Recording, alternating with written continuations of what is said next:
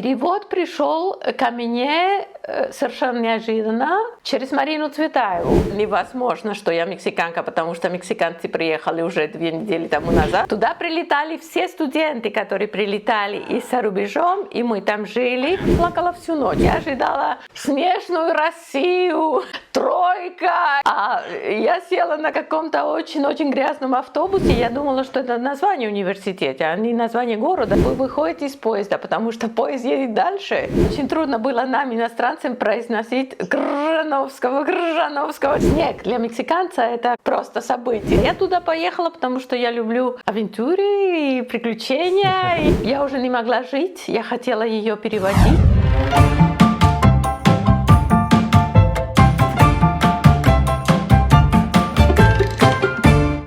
Добрый день, дорогие друзья!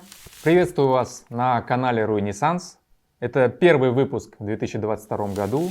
И я с большой радостью приветствую моего сегодняшнего гостя, замечательную мексиканскую переводчицу Сельму Ансиру. У нас сегодня будет телемост с Барселоной. Все, как вы любите.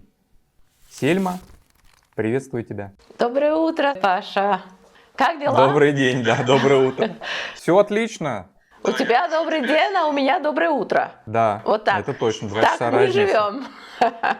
У тебя зелень за окном, небо голубое. Вот, да, у нас все так да. чуть более скучно, как ты понимаешь. У вас еще снег? Метель без снега и так далее. Еще снег? Да, снег еще лежит, вот, и идет ветер, но снега нет, и все это такое странное. И не весна, и не зима, такой переходный период, как часто бывает в России. Ничего, красивый день, красивый месяц, февраль. Февраль, да. Ну что, начнем нашу беседу? Пожалуйста. Начать я предлагаю с твоего пути в профессию переводчика. Я как бы так и назвал эту часть «Путь в профессию переводчика». Сельма, расскажи, что послужило толчком твоего интереса к русской культуре и русскому языку? Ну это, знаешь, как говорит Марина Цветаева, надо говорить о предыстории всего, потому что это началось, пока я еще не осознавала, что такое Россия, что такое русская культура. Это все вошло во мне, в мое тело, в мою кровь через отца. Мой отец любил очень русскую культуру, он актер театральный, он играл и Чехова, и Андреева, и особенно, или больше всего Гоголя. Вот. И даже я не понимала, что эти странные имена были странными, потому что для меня они были обычными. Да? Папа говорил об Акаке Акакевиче Вашмашкином как о дальним родственникам. Так что это вошло мало-помалу. В течение, не знаю, первую русскую пьесу папа поставил, когда мне было 4 года. Так что с 4 лет до 18 лет, когда я решила все-таки покинуть страну и приехать в тогда Советскую Россию, Советский Союз, ну сколько лет? 12, 16? Ну, 12 лет прошло, много лет. И в течение этих годов все время русская литература была как... Рядом всегда было. Ну, присутствие, какое-то домашнее, что-то присутствует дома, и Чехов, и Андреев, особенно для него Достоевский. И я не осознавала это как что-то чужое. Это было естественно, что они есть, что они пишут, что папа их играет. Такая своеобразная билингва, но только ты языка не знала, но нет, как бы я языка бикультура абсолютно не такая, знала, да, но культура, да. Потом папа очень любил балет, то есть мы все время слышали о том, что такое большой, о том, что такое русский театр. Станиславский был, ну, просто кумир. В Мексике вообще популярна была русская культура в то время, русская, советская, то есть вот такая связь. На этот вопрос, Паша, я не знаю, как отвечать, потому что я не знаю. Я знаю, что отец играл какие-то пьесы. Понятно. Но для тебя это был целый мир, мир твоей семьи. Для да. меня это было как, знаешь, вот как в воскресенье мы обедаем с бабушкой или у бабушки дома, и также мы ходим в русский театр. Ну, в общем-то, это было как-то естественно. Мгм. Ты сказала, да, что изучала русский язык еще вот в советское время. А насколько легко было иностранцу попасть в СССР? Просто вот, ну, интересный такой момент. И, может, ты вспомнишь какую-то историю, которая тебя поразила, когда ты вот впервые попала в эту вот советскую Россию? А насколько легко, я не знаю, потому что я не попала через коммунистическую партию, как попали обычно люди, которые потом учились в Патрисио Лумумба. Я попала через наше Министерство культуры и ваше Министерство культуры. То есть я не знаю, как были какие-то там стипендии. Через гуманитарное русло, скажем, не через политическое, да, через через культуру, культуру, да, через это Министерство здорово. культуры, да. Я просила, не я просила, мы вместе, вся семья мне помогала на это. В конце концов, я была в Европе, потому что после школы мы приехали со своей подругой, там катались по Европе, и я звонила папе на день рождения. И папа сказал, что ты получила стипендию, а мы приедем. День рождения у папы, а подарок тебе, да? Да, так что я уже не вернулась домой после лета. Они прилетели в Лондон, и из Лондона я прилетела в Россию, в Москву, да. Я могу точно сказать дату, потому что это осталось в моем сознании как нечто очень важное. 12 сентября 1974 года. Меня даже еще в планах не было. Да, ты хочешь сказать, что я уже старушка? Нет, ты выглядишь всегда прекрасно, это если об этом говорить. Просто удивительно, интересно, это другое поколение, я только через тебя могу об этом узнать, вот что интересно. Нет, а самое главное, что ты спросил, что я помню. Я помню прекрасно, что поскольку все мексиканцы, будущие студенты, прилетели в одном самолете в Россию, а я-то была одна и прилетела одна из Лондона. Когда я прилетела в Старое Шереметьево, который, может быть, ты уже не помнишь, Старое Шереметьево, там меня никто не ждал. То есть я приехала, там было написано Foreign Students, я это поняла по-английски, я туда подошла. Женщина не очень доброжелательно мне сказала, что это невозможно, что я мексиканка, потому что мексиканцы приехали уже 2 недели тому назад.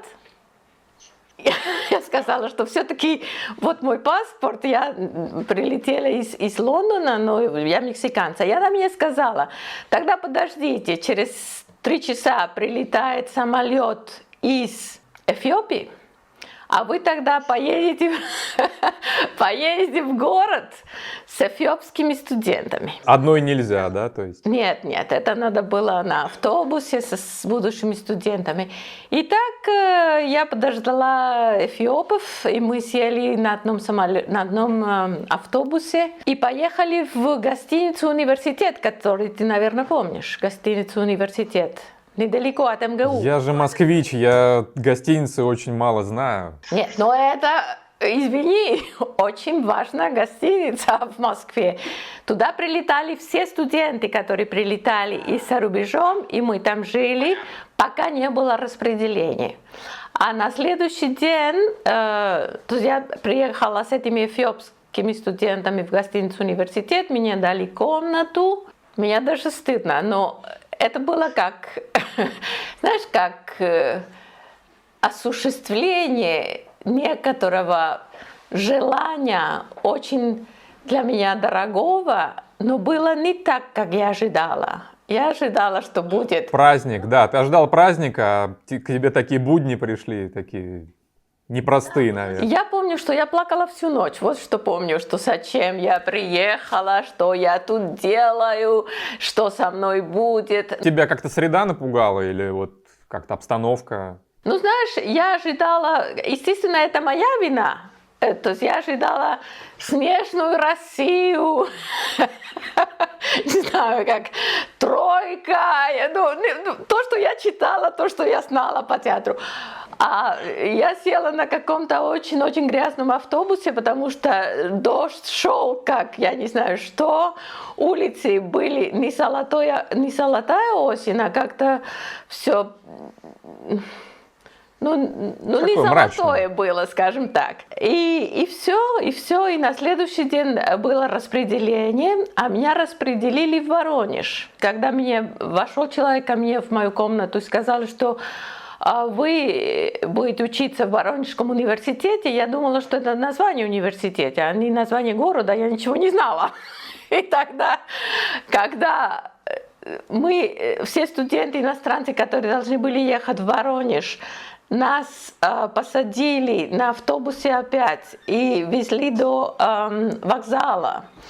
И на вокзале нам сказали, точь-в-точь, через, не знаю, 10 или 11, не помню сколько часов, вы выходите из поезда, потому что поезд едет дальше. И никто не говорит по-русски, и нам дали 3 рубля каждому, нам дали 3 рубля каждому. И мы ничего не поняли, почему. Мы брали деньги, и все было хорошо.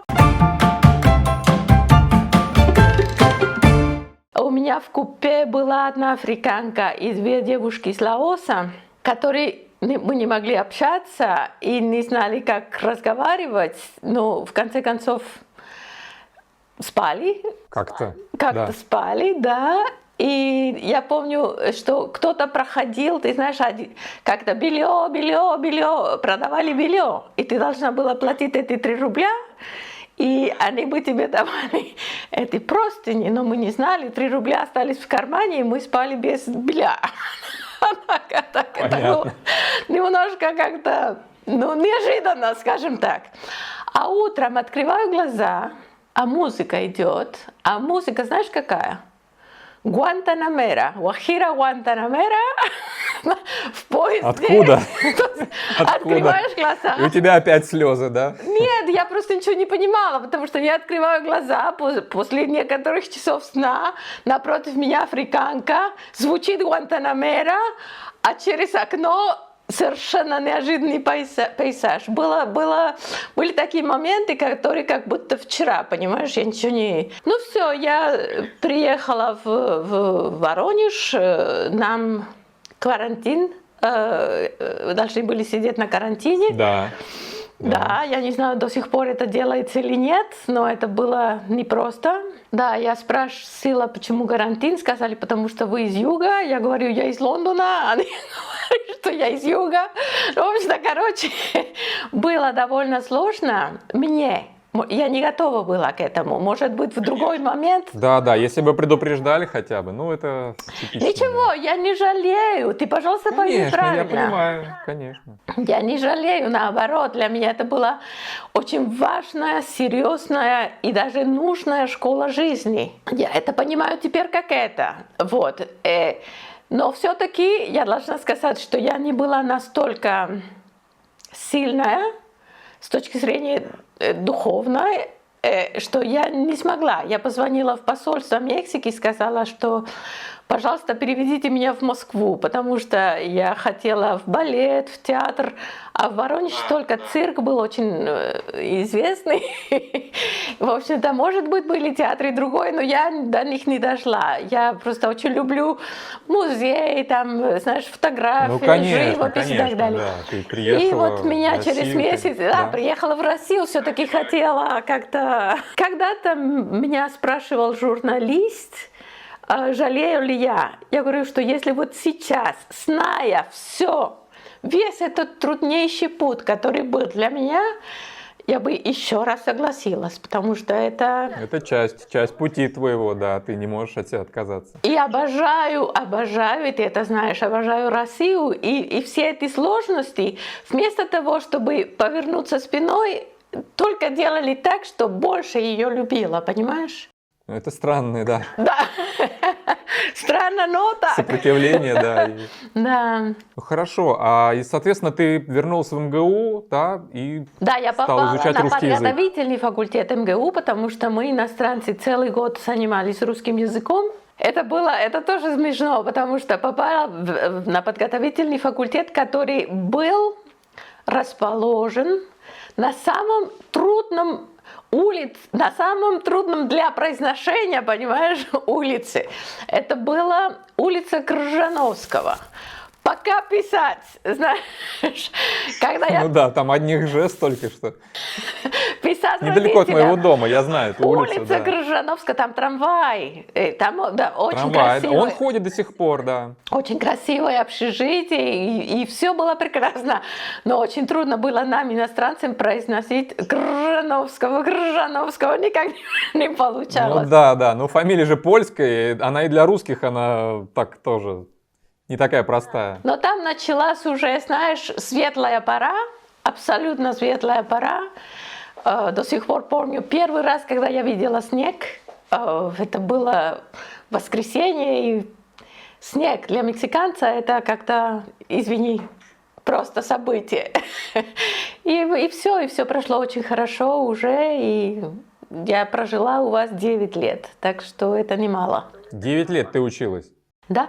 Ну, год на подфаке, Да. потом 5 лет. Подфак, ты даже аббревиатуры эти все помнишь. Подфак, это извини. Конечно. Да, год на подфаке, потом 5 лет в университете и 3 года аспирантуры. А ты изначально вот осознавала себя вот как переводчика, или ты просто учил русский язык, чтобы читать русскую литературу в оригинале? То есть какая была твоя идея? Я не знаю почему, я не знаю зачем, я не знаю для чего. Я просто училась. Я помню, что я иногда думала, что я вернусь в Мексику и буду преподавать в университете русский язык или русскую культуру. Иногда мелькнула такая идея. Не то, что я для этого туда поехала. Я туда поехала, потому что я люблю авантюры и приключения. Ну, это тоже, конечно. И хотела жить ближе к моему отцу, может быть, через русскую литературу. Тоже это была такая идея. Познать лучше тот мир, который он любил, может быть. Очень важную роль играл мексиканский кинорежиссер Гонсало Мартинес, который учился в Москве, в Авгике в свое время, до меня. Он был, не знаю, он учился в 60-х годах вместе с Серхио Ольхович, сейчас очень крупный. Вот. И он с моим отцом писали, как это называется, либретто или как? Ну, писали по жизни Достоевского. Они хотели это снимать, как для телевидения. И Гонсало, когда он каждый день обедал у нас дома и все рассказывал, как общежитие, как Россия, как все.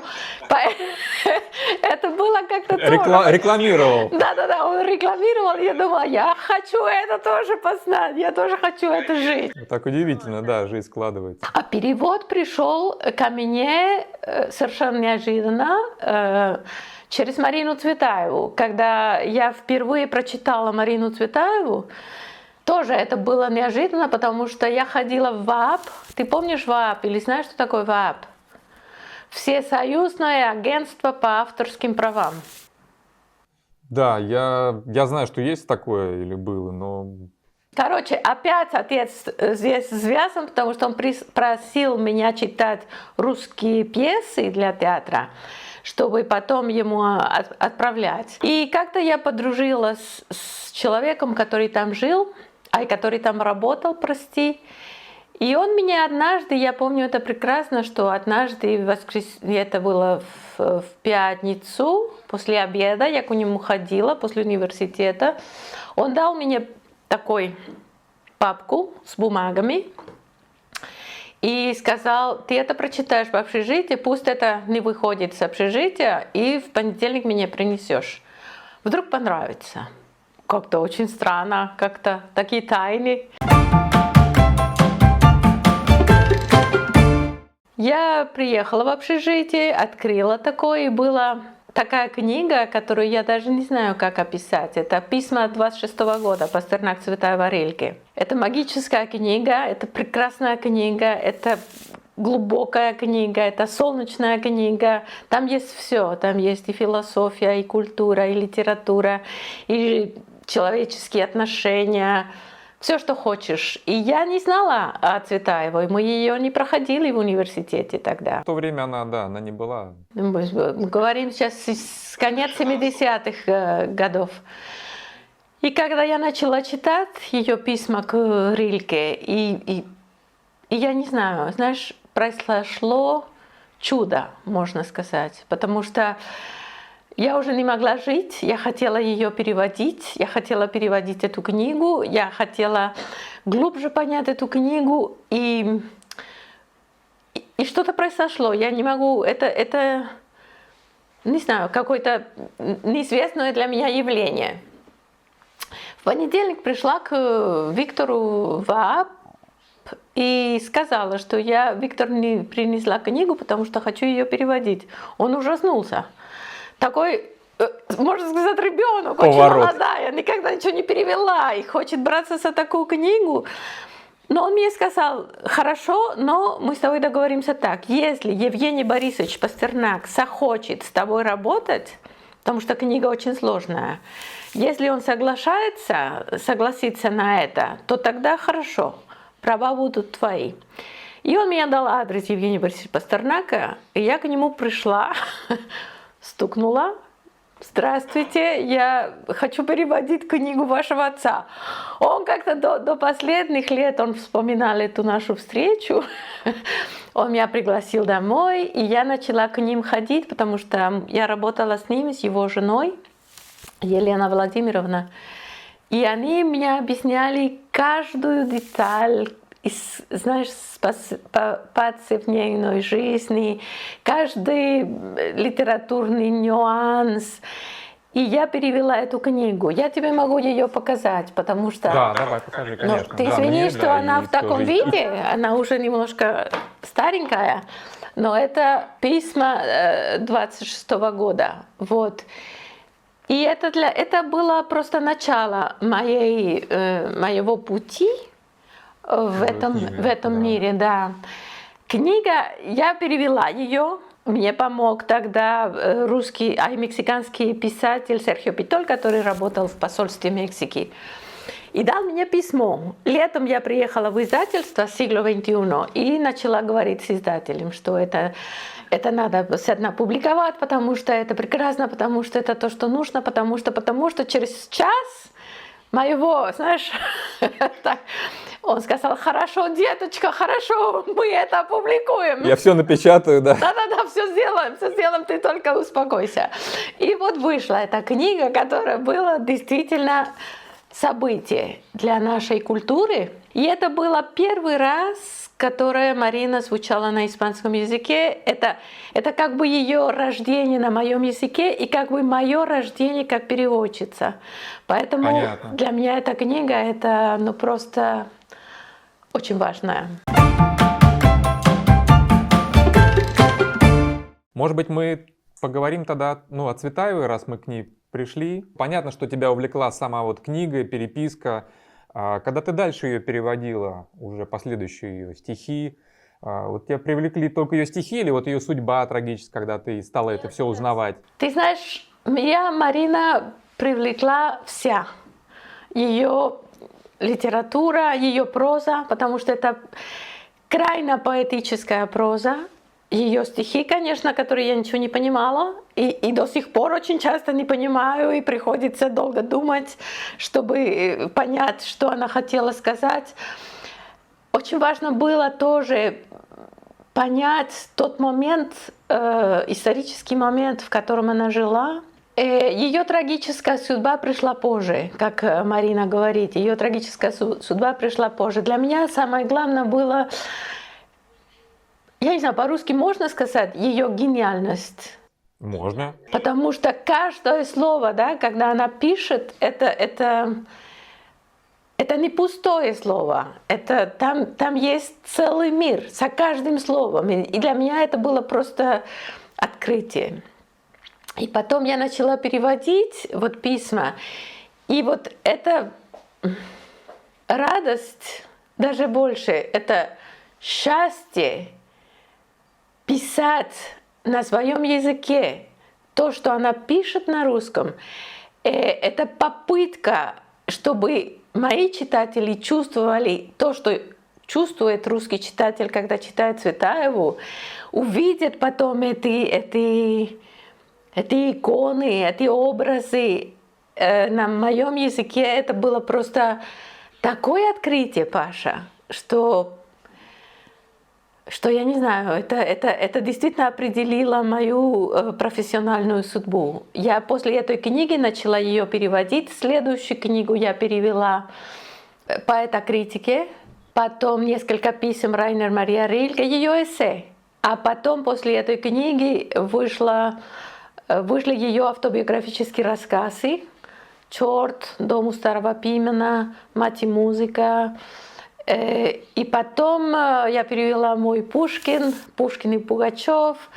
И только потом, много лет спустя, я решила вместе с одним поэтом, которого я люблю и уважаю, браться за какие-то ее стихи. Потому что для меня было очень важно, чтобы не были просто слова, чтобы эти слова звучали так, как они звучат по-русски, чтобы читатель мог, мой читатель, испаноязычный читатель мог тоже задумываться и долго не понимать, что она хочет знать. И в конце концов, после того, чтобы он будет копаться, он мог понять, о чем она говорит, и чтобы это ее фонеми, эта игра постоянная с языком тоже звучала на испанском.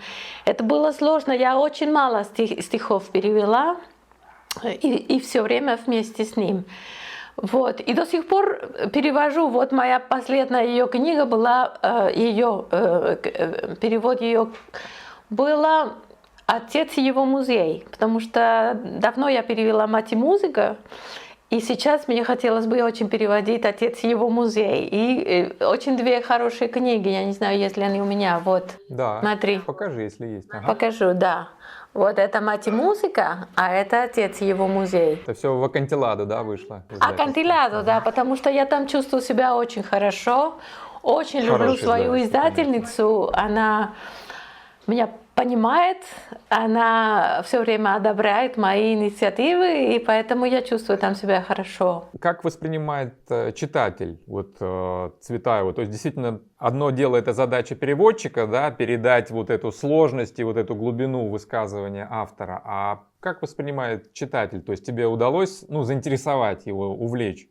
Как тебе кажется? Что-то слышала ты, какие-то отклики? Конечно, и для меня это очень радостно, что теперь Цветаева не только существует, но читатели ждут новых переводов, о ней говорят, ее изучают. Это как будто она одна из нас. Она среди нас, у нее есть уже своя жизнь на моем языке.